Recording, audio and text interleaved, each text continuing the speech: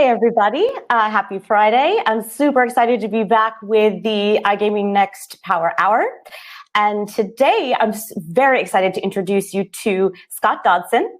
He is the CMO of Hero Gaming, super fun personality, wealth of knowledge. Scott is going to walk us through some of the strengths and weaknesses that the iGaming industry has in comparison to the global technology industry. And after Scott is finished with his presentation, we would be happy to take any questions from the audience. So please send them through as they come to you. If there aren't any questions, Scott, I'm sure I'll have plenty for you. And we'll be with you guys for the next 20 minutes or so. So without further ado, Scott, please. Great. Thanks very much, Becky. It's a pleasure to be here. I'm going to share my screen. Let's see if I can pull this off without too much.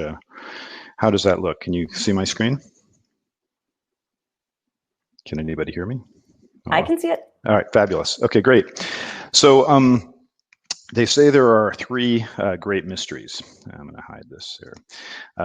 Air for the bird, water for the fish, and humans unto themselves. It's very hard to see ourselves and see our own culture. So I'm going to say, is iGaming the fourth great mystery?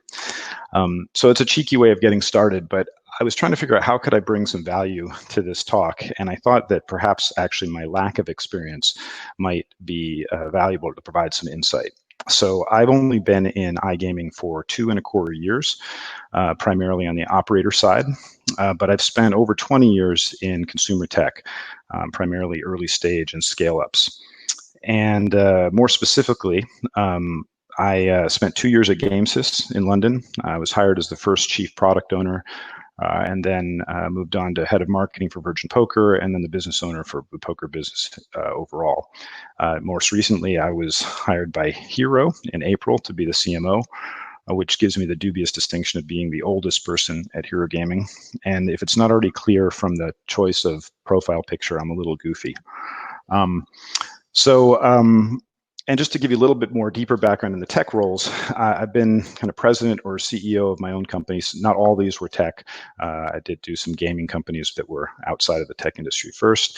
I spent 17 years also as a marketer for a number of different companies. I've spent 5 years as either product manager, product owner, or CPO, including at GameSys and some fintech and a language learning company. And I've been a mentor to a whole bunch of startups, mostly tech stars, but also Microsoft Ventures and some others. 3 of those startups, I'm proud to say, have had exits. And the ones that have not yet have exits actually have cumulative market value in the 9 figures. So really proud of those guys and girls. I was a chief growth officer for Linguist most recently. So this was a little language learning startup, one of the mentoree companies actually. Really great to take them from about 70,000 users to 4.1 million. So a very diverse background, but all kind of across this spectrum. And then just because I've got to give everybody something that you'll remember from the talk, if nothing else. Here's a fun fact about me that very few people know, but maybe a lot more people will know now.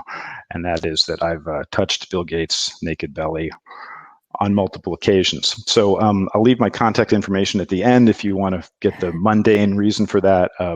But you can also, it's probably better if you just leave it to your imagination. So what are iGaming strengths and weaknesses? Mine's clearly not design, by the way. So the fundamental character of business, I would argue, is given by its function, which is really to return to investors and founders. And this drives the character of the business more than anything else. The second very, very profound factor is the character of the founders themselves, right? The nature of the founder drives the characteristics of the business. So if we think about exits, iGaming exits are smaller, but much more frequent. For the number of companies in the space, I would actually describe the kind of M&A culture is frothy, right? There's really a lot of exits for the size, especially when you think about the ginormous number of tech startups out there and the infrequency of those exits. But those exits tend to be much, much bigger when they occur. On the founder and investor side, iGaming naturally is going to come from, founders are going to come from former iGaming entrepreneurs by and large, and people that are passionate about gambling. Not in all cases, but in many cases. Whereas global tech comes from former tech entrepreneurs, but their passion is a little different. It's about solving problems and having a big impact. And I don't mean to imply that this is more virtuous in any way.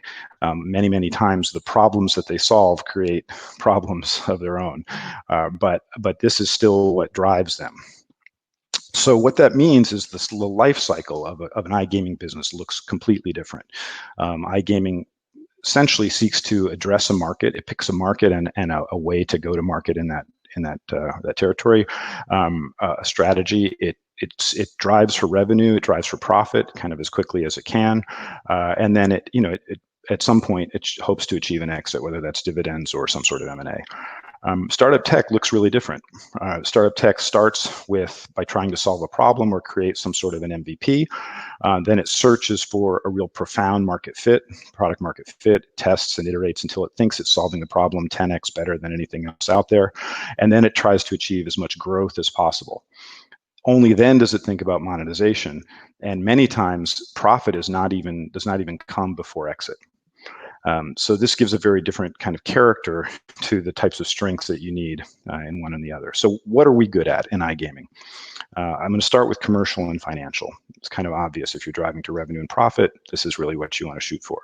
And then a subcategory of that is analytics, but not product analytics, but commercial analytics are quite strong in iGaming. Obviously, accounting, cash management, deal terms, deal structures. Really masters of that. We're masters of that in this space. Corporate structures, JVs, partnerships, especially rev share. And then legal and contracts. I think I've been at Hero now for about 3 months, and I think I've done more contracts than I did in the last 3 years at Linguist, this language learning startup. And then the last thing that really shapes a business is anything that is hard, that you yet in the face of being hard persist at and actually try and push yourself up against, you just get good at. You build muscle in that area. And so there's some things about iGaming that are very strong in terms of that. So navigating regulation, payments, international business. Startup has a very US bias and at least English speaking bias, and really thinks about the rest of the world as an afterthought in many cases. It's changing because startups are now kind of going around the world, but still the center of gravity is Silicon Valley. Customer support, CRM, VIP, the player values just make it crazy not to build muscle around these types of activities. And then last one is culture, recruiting, and HR. It may just be an exception, but I found the cultures of the two companies I've worked for to be absolutely phenomenal. And I think this is a natural occurrence because essentially iGaming is competing for the very same talent that startup tech is competing for.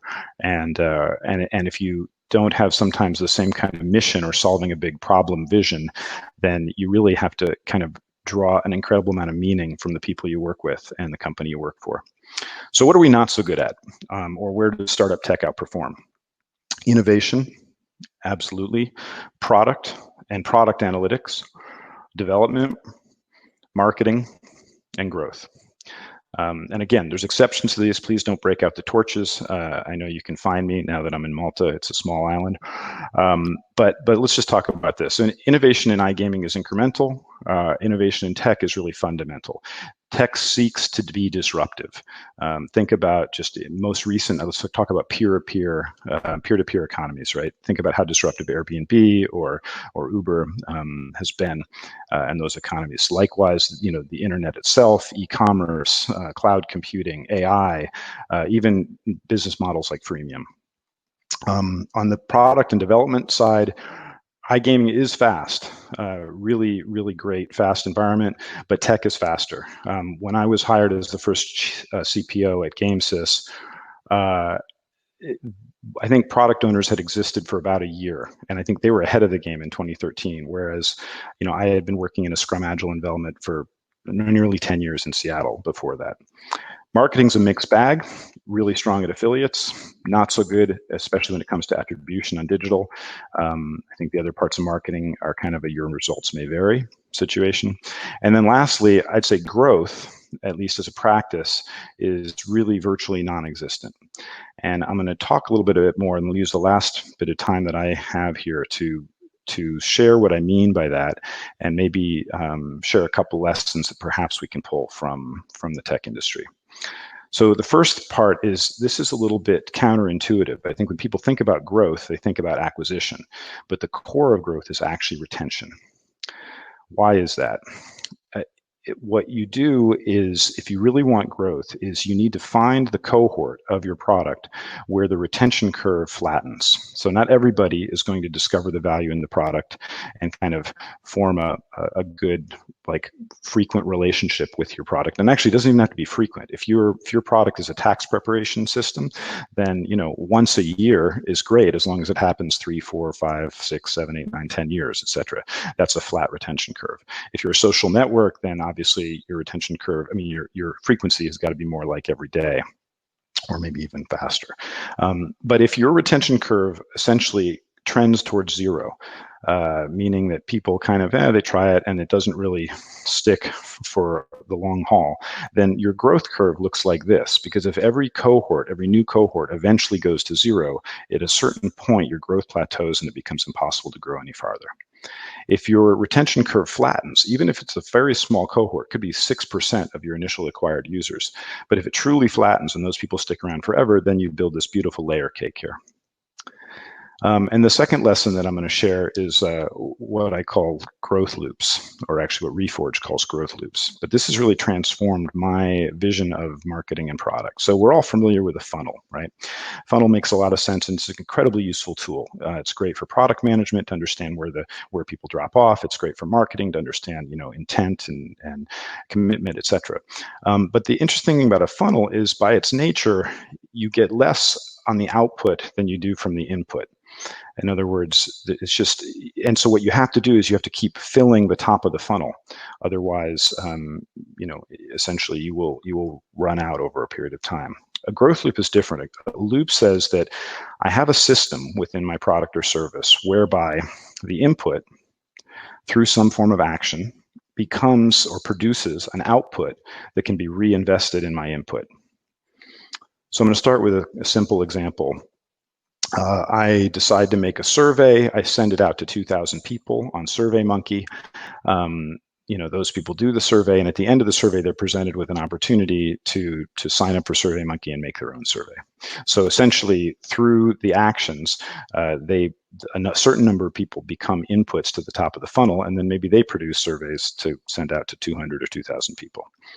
An ad loop is another very simple one to understand, right? I try Headspace, so, you know, a bunch of people try Headspace, some number of them become subscribers, and then some of those subscribers turn around and become, we take the money from the subscribers and reinvest it in ads, and those people become new users.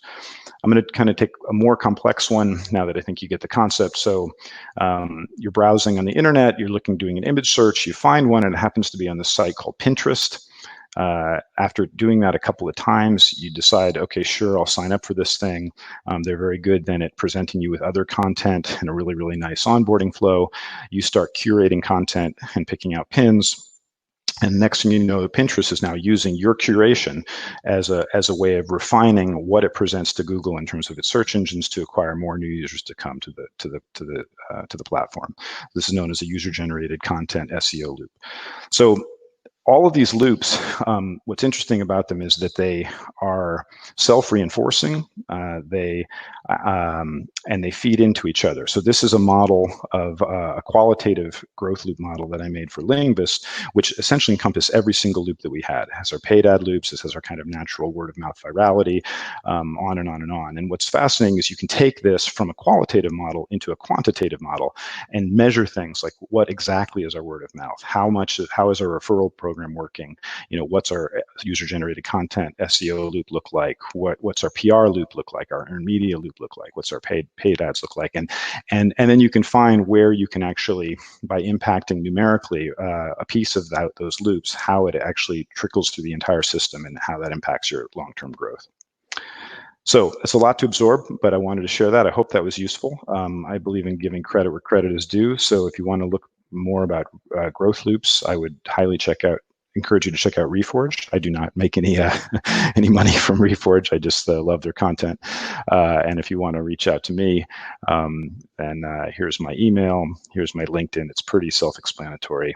And thank you very much. I will now exit that. Excellent, Scott. Thank you so much. Love all this knowledge that you bring in from other industries, because there's so much we can learn from the online gambling side. For the sake of time here, we don't really have a huge amount of time. I could literally ask you about a million questions about what you just talked about. But to kind of tie in a little bit of what Gustav was mentioning before you went on, Scott, we were talking about stricter regulations really around the world, but specifically in Sweden, the UK, the US, and a lot of them surround advertising.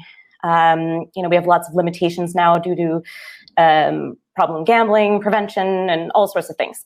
Wondering from you, as the CMO of Hero Gaming, what your strategy is going to be in order to really, it's a big question, sorry. It's a tough one.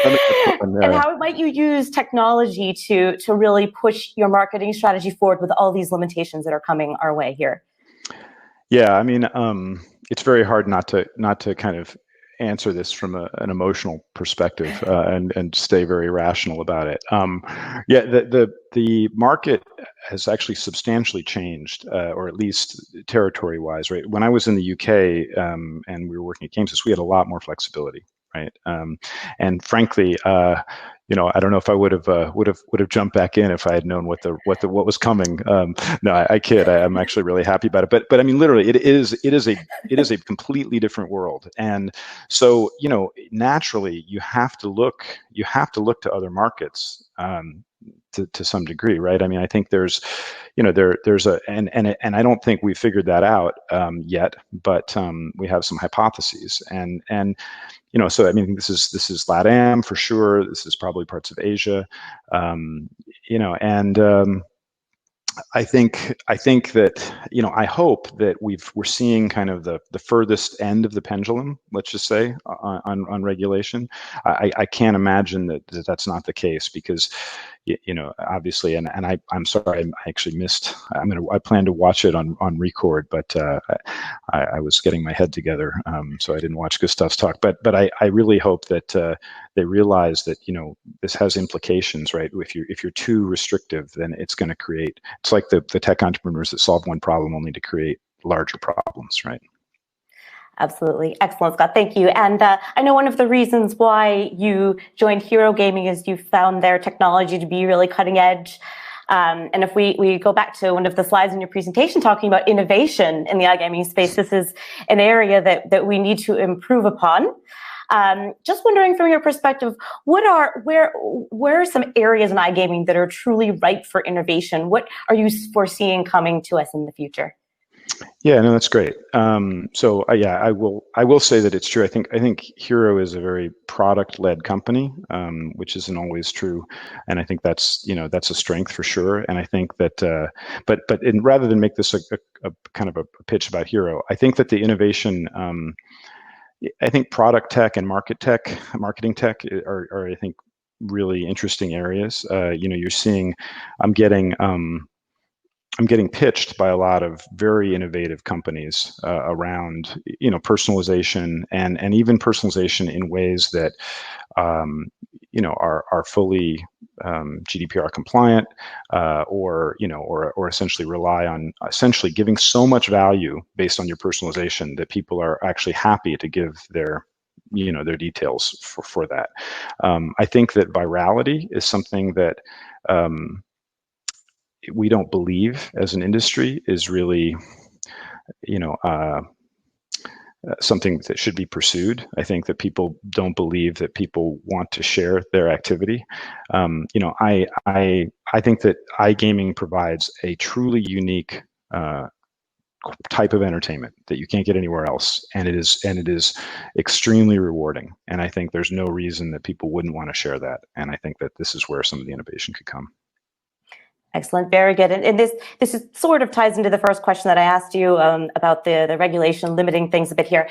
I know you were talking about digital advertising. I know this is an area that you have so much experience. The online gambling industry has been using sponsorships with football leagues and teams around the world to really get the word out about their brands. But again, with regulation, we have limitations. I think even in Spain, this might become an issue. Just wondering from your perspective here, how we as an industry can utilize the digital advertising channels even more now, using all this fantastic technology. So I'm gonna answer that two ways. One is to be a slightly contrarian. The fascinating thing about digital is because you can see it, because you can measure it. You know, human beings have this like neurotic need to know things, right? And I'm absolutely convinced that essentially digital has become, there was a time when it was amazing because you could know things, you could actually make sure that you knew where you were spending was actually worthwhile.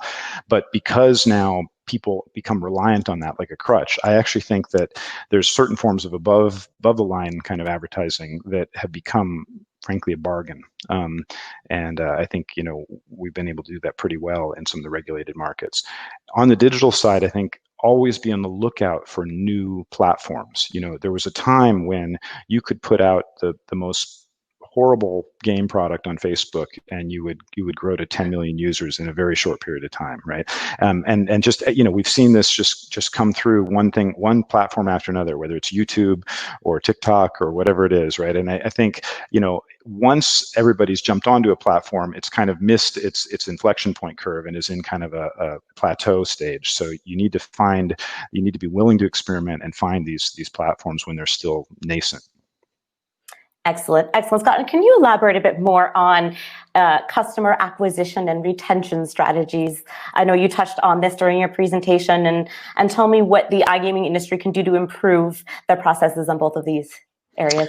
Well, yeah, so I think it gets back to this unique value that we provide. The way that tech handles, or the way that the best model for retention is starting with activation.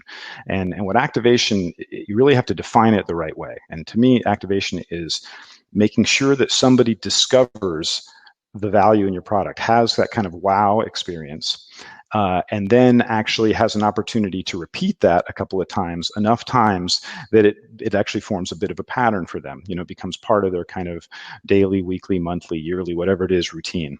And that's, I think, you know, being very, very meticulous about that and working backwards from the data and saying, what is it, you know, let's look at the people who actually have clearly getting value from our product.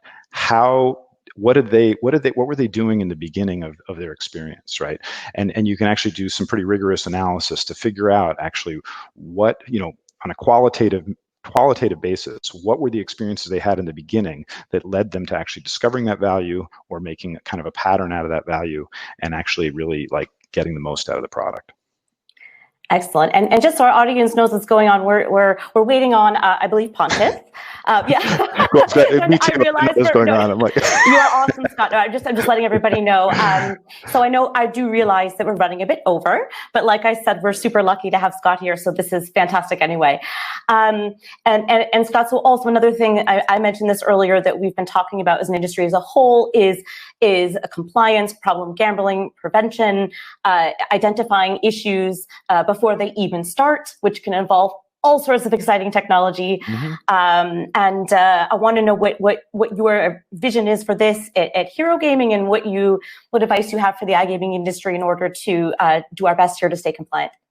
So this is going to be a bit of a political answer, but this isn't it is honestly is not my core expertise. You know, I think that, except to say that, you know, we have really great staff here. We have some, you know, we have Matt and some other people on the team that are just fabulous. But I think, you know, with great power comes great responsibility, right? I think I've been a student of motivation for the last couple decades, right? Just what is it that motivates people? And I've turned around and essentially eaten my own dog food. I've become my guinea pig for myself. I used to be really kind of a very like out of shape, out of balance person. And I kind of looked at it and went, well, if I'm an expert at motivation, I should be able to sort this. And it just essentially been a blueprint for transforming my life. So it's really powerful stuff, but at the same time, you cannot, you have to really be careful. And I think you can use some of the same techniques that I just shared about maybe making sure that people discover the value to see, hey, let's look, 6 months in the future and people who have an issue, have a problem, how can we have predicted that at the beginning? And I think it's very doable. I mean, not in all cases, but I think you can do a tremendous job that then with a human touch can basically catch all of this. Absolutely. Sorry for throwing random ones at you there, Scott. No, it's fine. I think I felt conscious for a second there. I'm not sure if he's ready quite yet, but let's see. You're doing great, Becky. No, I'm just. Can I ask you some questions? No. Oh dear God.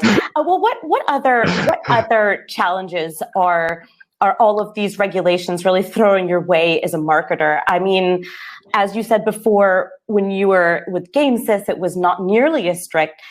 So as you sit here right now trying to map out your strategy, where are you really finding the biggest challenges? That's an interesting one. Yeah. I mean, yeah. Sweden's a really tough market right now, and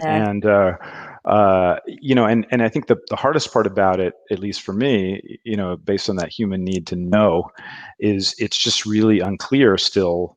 That the dice are still rolling, right? I don't know how this is going to shake out.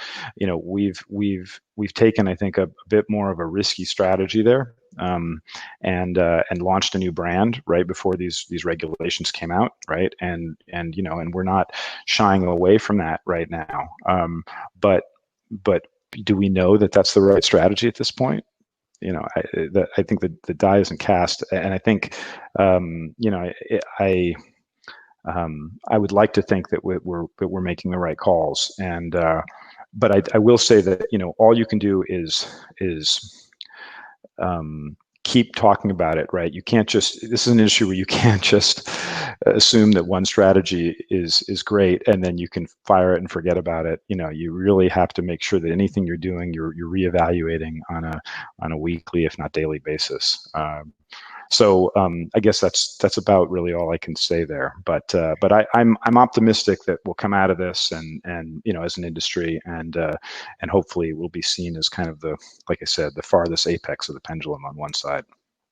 I love that. Love the positive attitude. I mean, we really can get through anything. We've had COVID, regulations, exactly, right? UEGA, everything. Honestly, Scott, this has been fantastic. Thank you so much for being a real trooper and fielding my random questions at you. Yeah, no problem. Thank you.